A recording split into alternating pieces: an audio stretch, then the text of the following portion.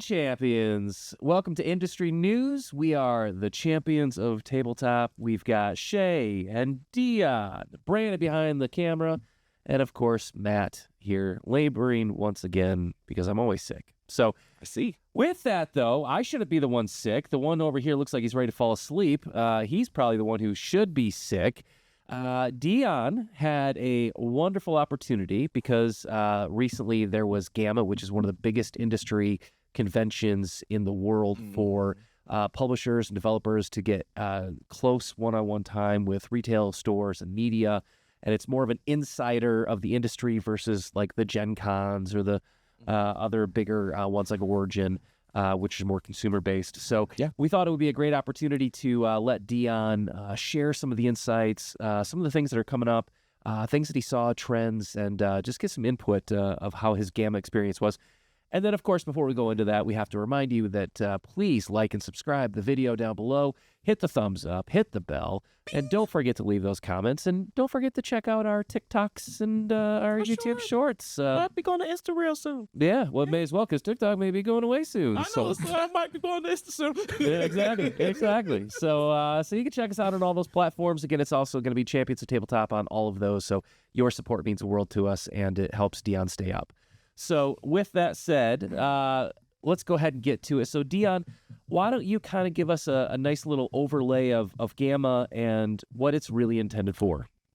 To absolutely drain the life out of every retailer that shows up. No, They want your money. Well, no, they do. They your shelf space. There's so many good deals when you walk away from GAMA as a retailer. You only have so much budget. And I'm not like some of these bigger stores who has hundreds or 20s of thousands of dollars of budgets, tens of thousands of dollars of budget. So I have to be very careful. I mean, I came home with a pile of stuff that I'm like, I want to do. And I sat down with my daughter and we went over a few things that we would like to do here. And we set aside a little pile. And then we have to go through that little pile. And we're not going to get GAMA discounts and stuff because by the time we get through it, it's going to be further away. But the way that the structure is set up, day one was a designer day, which we didn't know going down there that was day one, but we didn't even know how to sign up for it. And this is the first time. Usually GAMA is done in Las Vegas, and then after that they went to Reno for a little while, and then so Kentucky.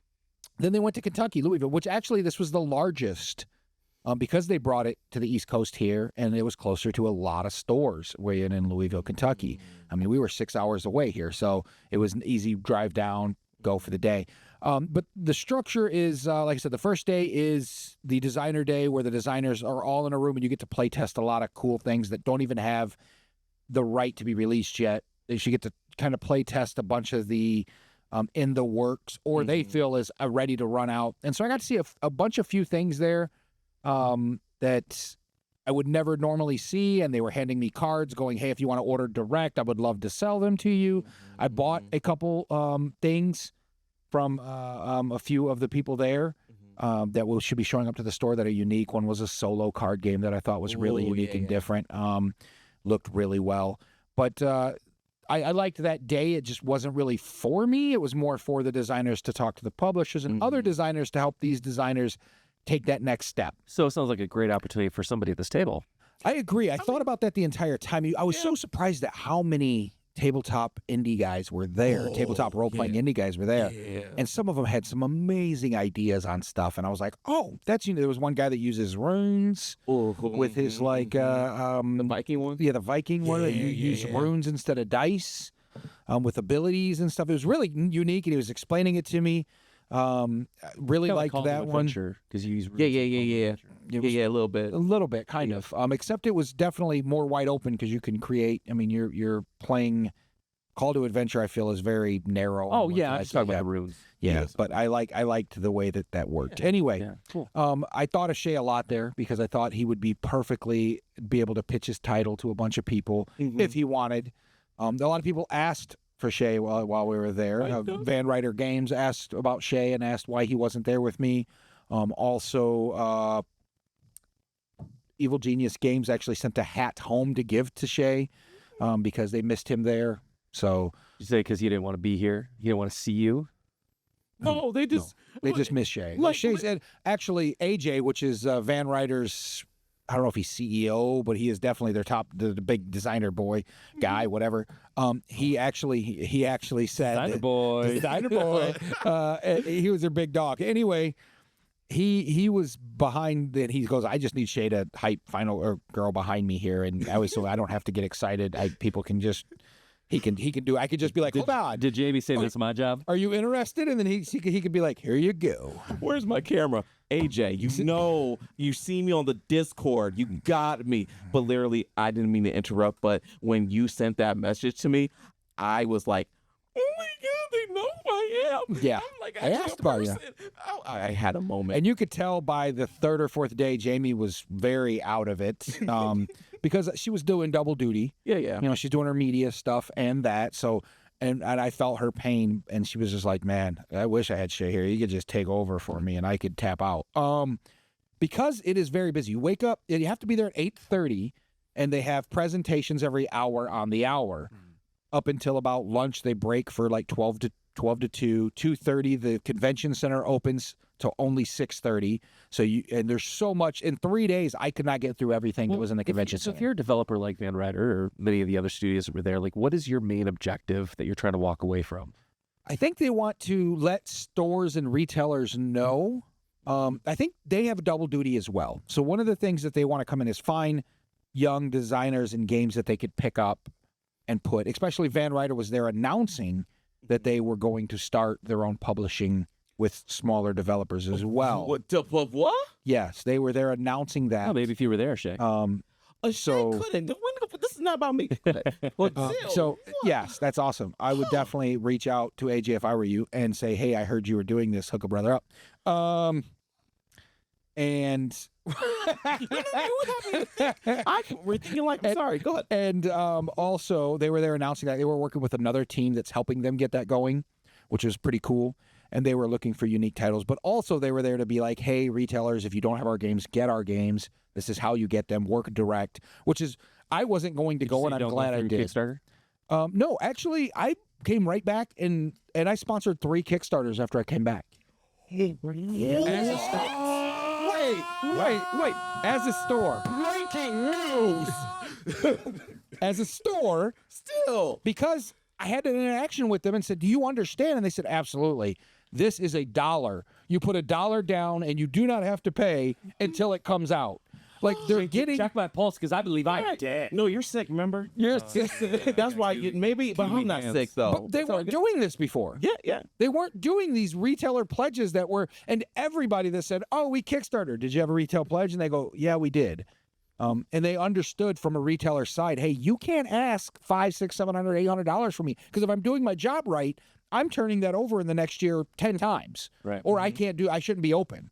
Right. So they understood that, and they said, hey, we understood. And I did not see Simon there. I did see the guy that buys Kickstarters. I shared with you. Yep. That buys Kickstarters and then resells them. Yep. And he has James he's a monster with how much stuff he has. But he was there trying to get Deals and product, and he was working with the individual of like, hey, I've got a lot of this. What do you have left in your warehouse? Can I take? Yeah. So he's got like a whole wholesale business going on that's amazing. So that kind of covers the business side of it. But let's get to the part that I think the average person out there is going to have a lot of interest in, which is the games. Because I have to imagine there's some new releases that were announced and some exciting new things. Some of them I can't talk about just because we were sworn to secrecy, and we're not allowed to talk about. However, you have to do it like outside in the midnight. I think over it's a like finding campfire. games like it's going to be my game of the week. What's that one? Is it? Finding games like that, talking to the individual developers, having that experience with them, I think is what GAMA was about. Other than the tiredness of, like I said, from you got out at 6:30, you went and had dinner, and then you had 9 to midnight. You had a demo night, and so then you're back in the hotel by 1, 2 if you're lucky, and then you're getting up 6, 7 o'clock, do it all over again. So you're in a hotel, so you don't sleep well. So it was very, very slammed for a retailer. I feel I didn't get everything I could have out of it. Yeah. But yes, there are some games I'm excited about. So yeah, from of the Devere. things you can talk about, let's hear about some of the ones you're really Devere excited has a game coming out they're going to announce at Gen Con. called Hard Rock 1977. Sounds like they don't need to because it sounds like it's just been broken here on Champions of Now, if you Tabletop. go to their website, you can get some information on it. Well, I thought I broke something exciting. No, you did. Well, I mean, they've announced it, but I got to look at the game. I got to touch the game. I got to take pictures of the You game. feel good in your hands? It was all right. It was pretty good. I liked Feel it. good. What kind of game was it? I've been like wondering since you text us about that game what it is. You're trying to create a rock band or have a successful rock band when rock was just kind of popping off in 1977. So, Which is still after Shay's Game of the Week he's going to announce here. So that is true. But yeah, so it looks really. I mean, the art was on the front was really cool. They did this like you have to kind of turn to look at the box art from the front where it has a name on it. It did a good job with all their and everything they've got. It was actually designed by one of the Runaways, which I don't know if you know that. Wow. it sounds sad if they're a runaway. Jackie Fox actually was one of the designers in the game, which is really cool. And what's really cool is I got to talk to DeVere and had a very nice conversation with him about what we do here and the podcast, and also what we do at the Board Game Cafe. And they were very excited, and they were very excited to work with us. Let's go, DeVere. Very excited to work with us moving forward. Get us copies ahead of time. There was a bunch of what I enjoyed the most, which is probably your next question of it. Other than some of the games that I might have just passed up, right? I was able to talk directly with a lot of new distributors that are coming along. And I'm right now, anybody who is on my side of the industry, they have a good 3 or 4 distributors that they use. And it's always those 3 or 4 distributors, maybe 5. And there's nobody really challenging the way it's being done, where there's a bunch of companies that are working with a group of, they're not really distributing, but they're working with a group of Like a developers, kind of like a co-op. And their goal is to get their game hyped. So stores like mine work perfect for them. And so before 2 years ago when I started, 2.5 years ago when I started this and I was going to some of these conventions, I was the odd man out. There wasn't stores like mine. There wasn't business models around that do what we like to do here. And so it's nice to see that they're recognizing that it is important to build communities and grow the friendly local game store and have these guys support that. A lot of them I was talking to were like, oh, we can get you games 2-3 months before they're released in order for you to review, or for us to be able to bring to our listeners, or for us to even have in the store to bring to my customers, right? That's really exciting for us here. So I think out of GAMA, that was my favorite thing I pulled away from it, was that those relationships that I've built. I've got emails to a lot of those top guys that I can be like, hey, I see you're coming out with this. Help me out. Yeah. And what I'm hearing, GAMA is not Gen Con as a way. It's not a convention. What you went to was like start with a C too. Trade show. You went to a trade show. You went to a conference. E3 kind of. Yeah. But E3 is open to the public. Right. So This one. yeah, what it used to be a long time ago. And then to a conference. Like you had like a schedule. Like I said, that you like I had to said when do. it started this is an industry. Yeah. It is. It's an industry convention for strictly, and I highly recommend. There was a ton of retailers there, ton. So just the table talk of, oh, what do you do? Well, I do this, and how do you do this? Well, I mean, they Any gave fist me fights? a lot of good. No, we're all wanting the success of board gaming to grow throughout the total. I didn't know if it was like community. Anchorman where you all just kind of stood outside each other. And, Voss. We are from Voss. Yeah, no, No, but that's That is- cool. I'm from Voss Media in Columbus, Ohio. no, it wasn't anything like that. That's sweet. I do like the camaraderie of the other stores that is like, hey, I've been doing this for 9-10 years. I found this works, this doesn't. That kind of conversations is priceless at conventions like this. And you usually get it when you go to the ACD has a conference, Alliance has a conference, and I go to all of those, and all of the same people show up. The big breaking news, I think that everybody would probably take that cares, is Hero Skate. They were pretty big there. They were like big dogs in that area. Asmodee also had, I won't step on somebody else's future that they're going to talk about news, but Asmodee had some really cool stuff that I really like to look at. They also, a lot of the Star Wars Unlimited stuff was there.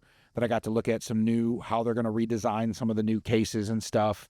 And I actually talked to the guy who's in charge of all of GameGenix, which you don't get to do, right? Right. These conventions you get Good to, job. Yeah, I told him, I said, he's killing it. I love his products.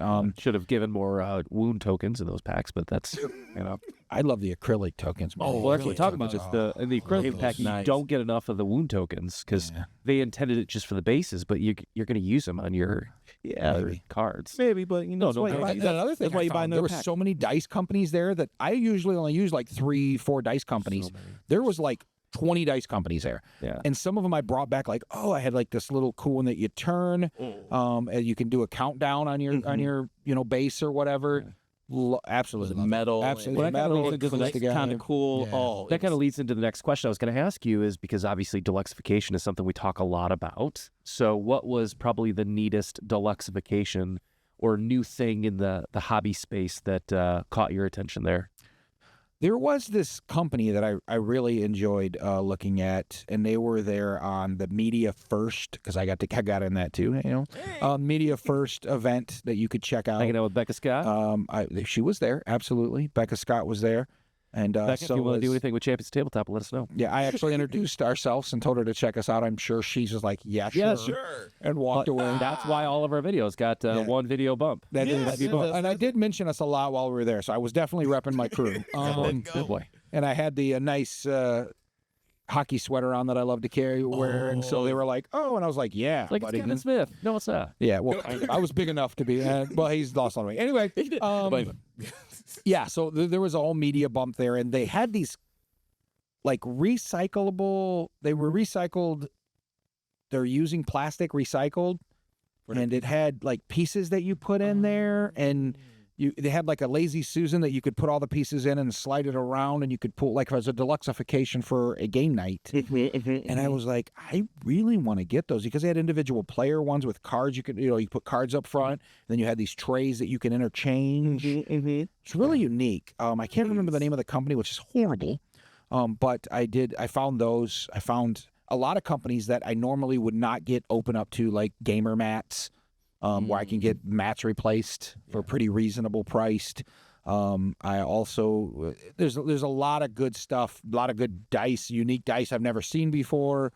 They have a Batman miniatures game. I've never even seen a Batman miniatures game other than Batman miniature game. yeah, like a Batman miniatures battle game. Like Like the new Halo one coming out yeah, soon. well, I seen the Halo one there. They were hyping that like crazy. It didn't really excite me. It was like, but they were hyping it. They had like a full booth and showing it off. But and I was like, yeah, okay. A lot of stuff was like prototype. So maybe It's certainly no free blades. I can tell you that. yeah, Especially a new faction coming out of Adepticon, thanks to our own Brandon Burns. Mayo. So yes, so got hyped. Yeah, but I'll about to tell you this. So Brandon, just shout it out loud. Brandon actually, I just want to share this real quick because Brandon should have been at GAMA as well. Because Brandon, can we talk about this? Okay, so Brandon, for those of you who don't know, has actually started and has a prototype for his own deck building card game based in the Free Blades world. And we had a chance to play test it tonight for the first time. What's the name of the game again? Working Titles Patronage. Patronage is the name of the game that we're working with right now. And I'm just really proud to say... I just adapted it. We're working. Well, with it. I say, listen now. Per owner, I'm working with it as well. Well, no. I say we are because as of this moment in history, documented on film, I am the world champion of that game. I beat Shay like a rented mule, and it was a four. I'm gonna let them do the rest of this. Pretty sure got fourth. Dominated him. How the video looking? So at this point, I am the world champion of patronage. Well, so that's a good call. But I'll tell you what, it was a really good time, and I think Brandon is onto something? short. I think he should have been there, and hopefully after some more play testing and stuff, he'll get a chance to show it off at some upcoming events like Adepticon, which I think is one that he's highlighting. So I just want to shout that out because Brandon's working really hard on some stuff behind the scenes that I want to make sure he gets credit for. Well, a lot of these cons are based for. They have those deals going on somewhere in the building, right? But this one was really focused on those deals, which I really enjoyed GAMA being focused on that deal. And the presentations were all, hey, this is what we have. This is what we're bringing out. The biggest problem I had was there were so many going on within the hour. There was 4 or 5 different ones I could pick from. And I was like, I want to go to all of them, but I can only pick one. Right. So I think as I get bigger, I can Hermione Granger. well, I can bring like employees then be like, hey, go check this out because I want to hear what they're doing. And I'm going to go to this one so I can, hear what they're doing. And I can bring, some people. Or maybe just bring the Champions of Tabletop with We me. could, and we could hit those and see really what they're doing next and year. talk about it. But yeah, I have a few images that we could share if we need to. But other than that, I think it was a really well done. I'm still wore out and tired from it. Believe can it or not. tell. Fair. Yeah. So to wrap up this video, though, what was the one thing you take away from GAMA? The one biggest highlight for you? The one biggest highlight is just that I hope to be in business long enough to go to the next one. That's the big takeaway. And it was an event that I wouldn't have cared to go to one way or the other.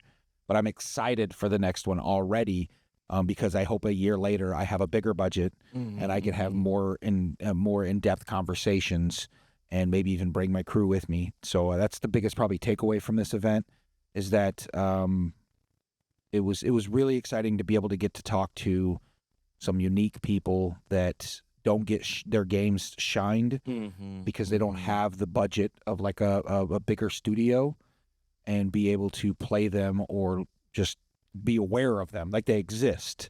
And there's so many good games that I found like I've never heard of this before. I want to try it. So which was I guess that's my biggest takeaway is imagine the world of gaming as you know it and times it by 30. And that's kind of my takeaway. So it's almost like they're taking the concept of what your store is at a convention level, which is bringing people together to sit around and share ideas and have conversation and become friends. Absolutely. How do you like that? I like that. If you like that, make sure you leave a comment below and tell me how much you like that. And with that said, gentlemen, we'll go ahead and wrap this up for industry news. But that was GAMA in review.